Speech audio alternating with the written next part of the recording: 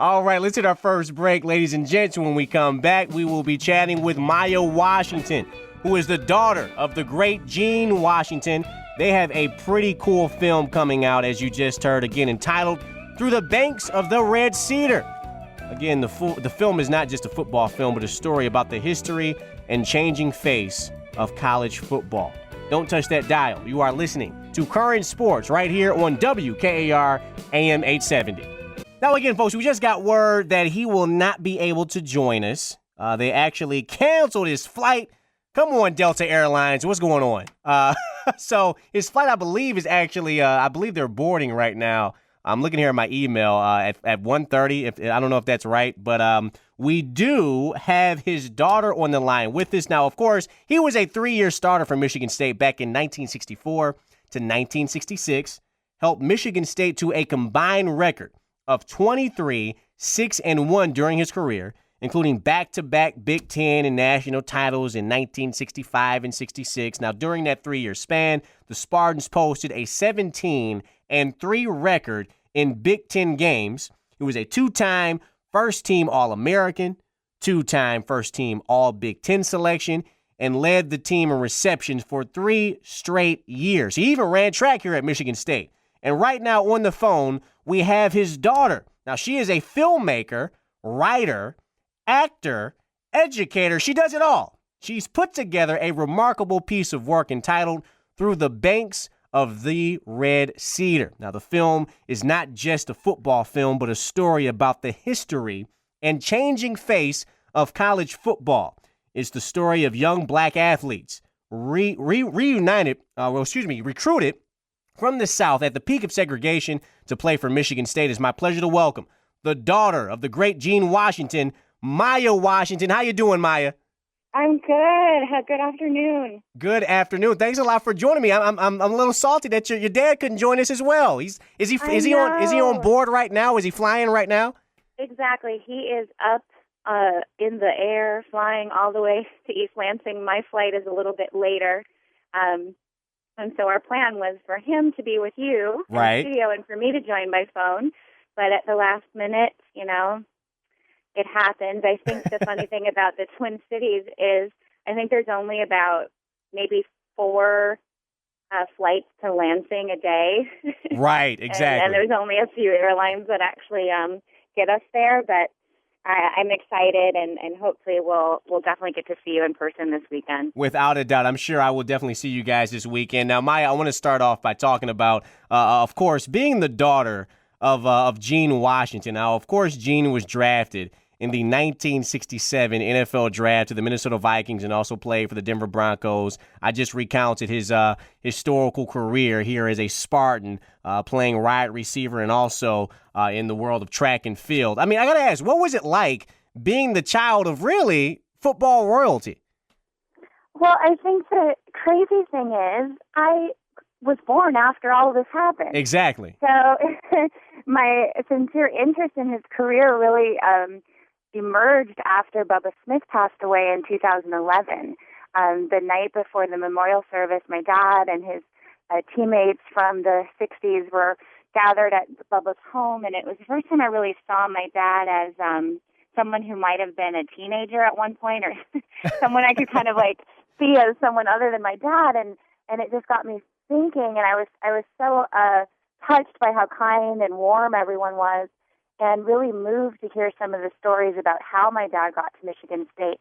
So growing up, I really just knew my dad as dad. He had a business career and did a lot in the Twin Cities and across the nation in terms of recruiting young women and minorities to various corporations that he worked for, primarily in engineering. Mm-hmm. And so I knew of him as someone really dedicated to diversity and creating opportunities in the educational space as well as in the private sector. But the extent to like how amazing he was as a football player was unfortunately lost on me, I think. People, my whole life, oh, your dad played for the Vikings. Wow, does he still go to the games? Was the general kind of response around our community. But, we're talking about almost 50 years ago. It just wasn't part of my day-to-day life outside of various Vikings events here and there. But I'm so grateful now to better understand and be immersed in his amazing legacy and the legacy of George Webster and Bubba Smith and Clinton Jones and others on that 65-66 team who just really changed the face of college football. Yeah. So Maya, how old were you when it really hit you when it comes to the impact of what Gene Washington meant to the game of football?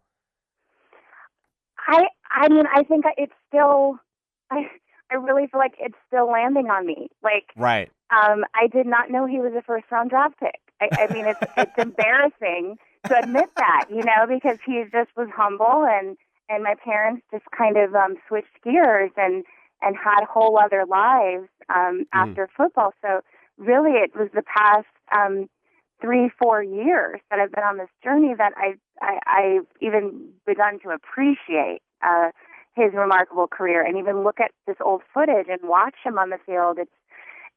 It's really amazing to try to connect my brain and wrap my head around all of this. Now, Maya, I want to talk about, of course, this remarkable project that you guys have put together through the banks of the Red Cedar. Can you give us a brief summary of what it is about and what made you want to pursue this alongside your dad? Well, it basically follows my dad and the three others who were first-round draft picks in 1967. 3 out of the 4 were all from the segregated South. Bubba Smith is who recommended my dad to Michigan State. So the coaches at Michigan State probably wouldn't even have known Gene Washington existed if it weren't for Bubba Smith and his father. And so I was really motivated by that connection to Bubba Smith, how kind that was. I mean, imagine limited transportation, segregation, 2 black parts of town, 100 miles apart. Bubba's from Beaumont, Texas. My dad was from LaPorte.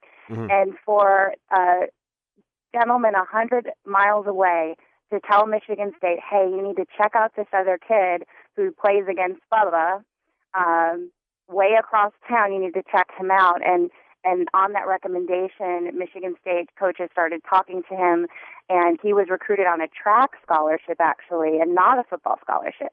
Michigan State wasn't even aware of how talented I think he was as a track athlete. And this weekend we're celebrating the 50th anniversary of his 1965 high hurdles title, as well as his relay title. And there were a few other football team members who were on that team as well. So for me, it's trying to connect the dots for our generation to say, this, yes, was 50 years ago, but that wasn't that long ago.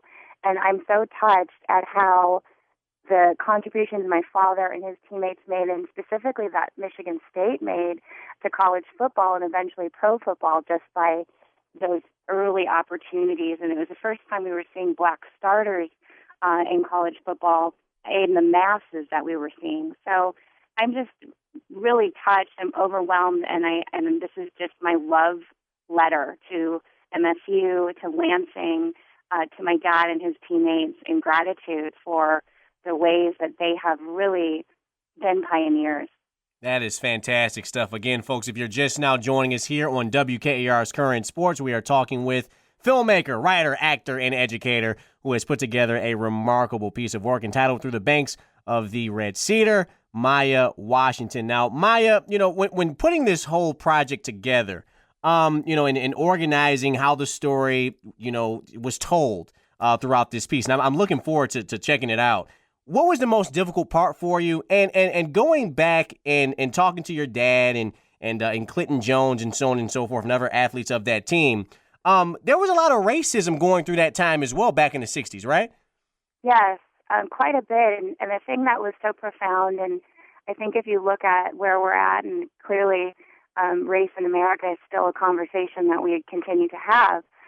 But for me, growing up, I could probably recount every slur I've been called, every person who looked at me funny, every, difficult thing that's happened to me as a woman of color. Mm-hmm. Whereas my father's generation, because it was legal, the difference for us now is we have the right to say, hey, I don't deserve to be treated that way, or this isn't right, regardless of what your race or background is, we have the right to stand up and say, this isn't okay.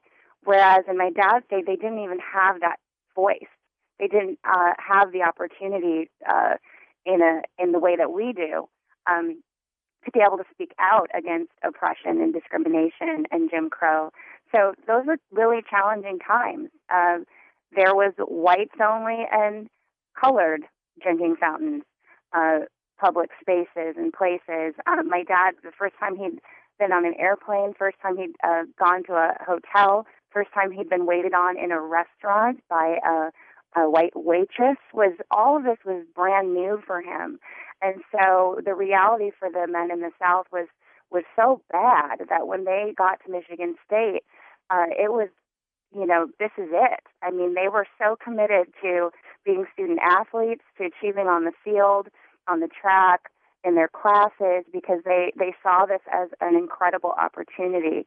And it is a huge miracle and blessing that the East Lansing community was as supportive of these players as they were, and that Duffy Daugherty was consciously kind of using this opportunity to not only just better the football program, but to support President Hanna's ideals of equality that he was basically exhibiting at Michigan State at the time as a member of the Civil Rights Commission. So there's so much that Michigan State did to kind of help make that transition for them, but it wasn't easy.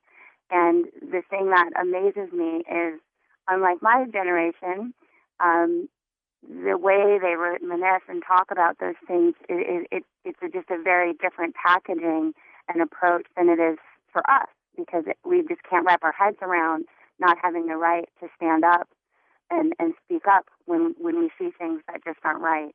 Now, when you talk to, of course, your father and Clinton and so on and so forth, when they talked about coming from the South to Michigan State University, a primarily white institution, did they go through any incidents of racism here at Michigan State on campus? Well, and again, as they tell it, it's kind of like a two-sided feeling for us. I mean, we can say, well, certainly they did. There were people in East Lansing who were not ready for African-American young men to be in their community, to be potentially in a position to date their daughters. And so there were instances, not necessarily spoken rules or, kind of mandated discrimination, but there was kind of an unspoken rule that players shouldn't date outside of their race. There was some pressure that Dan Daugherty, Duffy Daugherty's son, shared some great stories from boosters and others in the community who felt like, wait, where is this going, Duffy?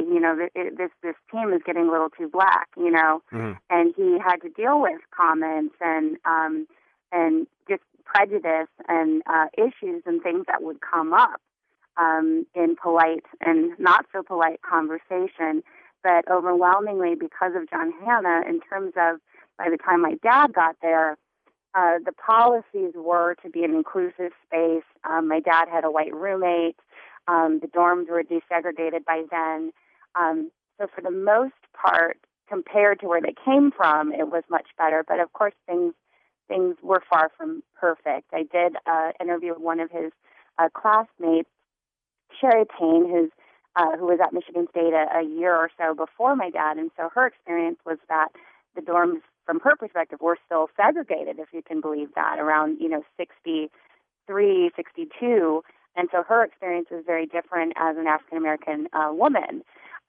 So Mm-hmm. it kind of depends on who you talk to. So it wasn't perfect by any stretch of the imagination, but in talking to them, it was so much better Mm-hmm. that they were able to still thrive and be successful despite, obvious race issues that may or may not have come up. For you, Maya, what do you think is the most revealing and riveting part of this piece of work? Well, I think, for me, what's been the most special for me has been to reconnect with kind of where I came from, and that being a major theme throughout the film, that whether your dad is a plumber, whether he's the president of America, or he's,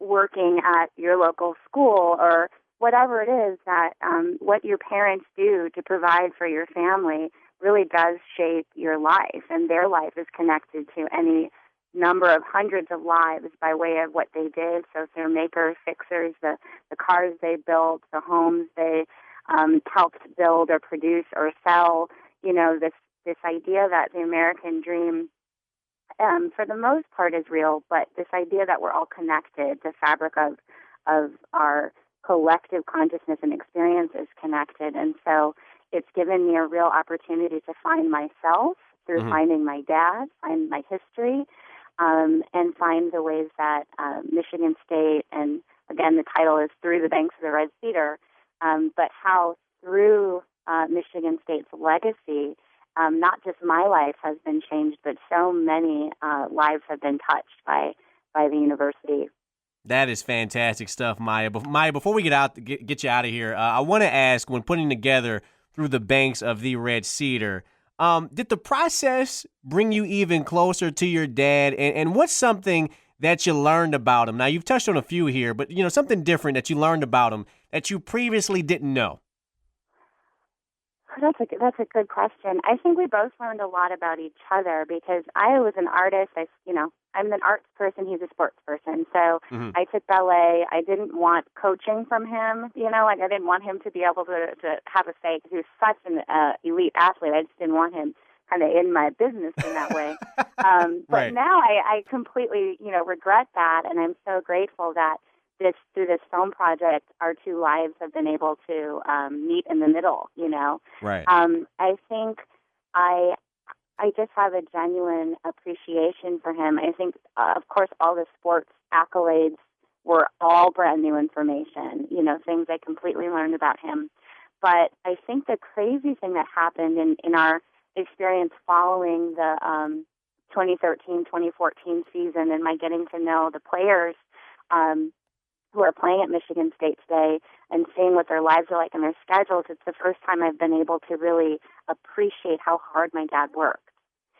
Prior to this experience, because I was so removed and I was an artist, like whatever, athletes, college athletes, Yeah. In the 2000s and the 90s, what we hear about athletes, unfortunately, isn't always the best thing. So I had this false belief that, well, my dad's generation, they were the last of the good ones. And so I'm so in awe of how hard these guys are working, especially the ones who just entered the draft and are getting started on new teams.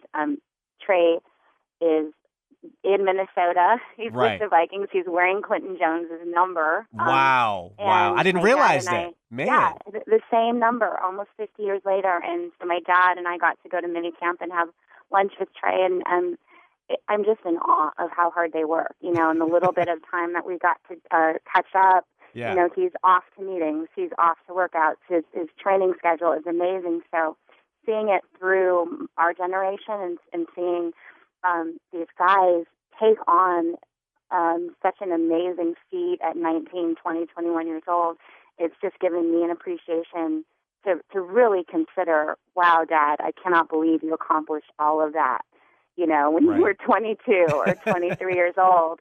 And then you still, went on and did amazing things after football. So I think that's the thing that's most touching, the way that my perceptions have been changed and the level of complete respect I have for college athletes, and especially because I've gotten to get closer to football players, completely really expanded my horizons, and I'm just so impressed. That is fantastic stuff, Maya. So when you sat down and had lunch with Trey Wayans, I mean, is he a bit nervous at all with everything that's taken place in the past few months concerning his NFL career? Well, he's kind of a reserved, laid-back personality anyway, you know? He is, so, yeah. So if he's nervous, he sure is handling it well.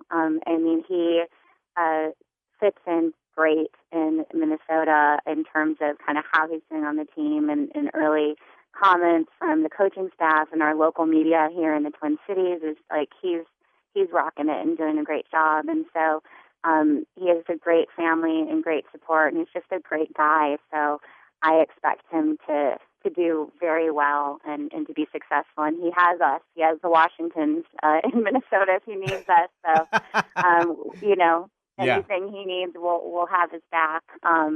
But it's just really awesome to see these great things happening for great people. That is great stuff. All right, Maya. Well, for anyone out there listening and want to get more information about this incredible project, here's your time. How can they, what's expected? How can they, learn more about what you're doing with Through the Banks of the Red Cedar? Well, they can go to our website. It's throughthebanksoftheredcedar.com. We're in the midst of a finishing funds campaign. Our goal is to finish the film by early 2016. So we have some fundraising to do to pay for licensing footage and finishing our edit and color correction and some of those costs that come up as far as finishing the film. And so I'm excited this weekend to announce that for any donations over $50, we're celebrating how far college football has come in 50 years, for 50 for 50. You will receive an autographed photo of my dad. Wow. There you go. And we will get that to you in gratitude for your donation, and there's a link to donate on our website. And we will be sure to put that on our Facebook page at facebook.com/Current Sports, and I'll also tweet it out later on today. Maya, I'm excited that you're in town. We got to link up, all right? For sure, for sure. Definitely. Again, the one, the only, Maya Washington. Again, folks, just simply go to throughthebanksoftheredcedar.com for more information on this fantastic film. Thanks a lot, Maya. Thank you.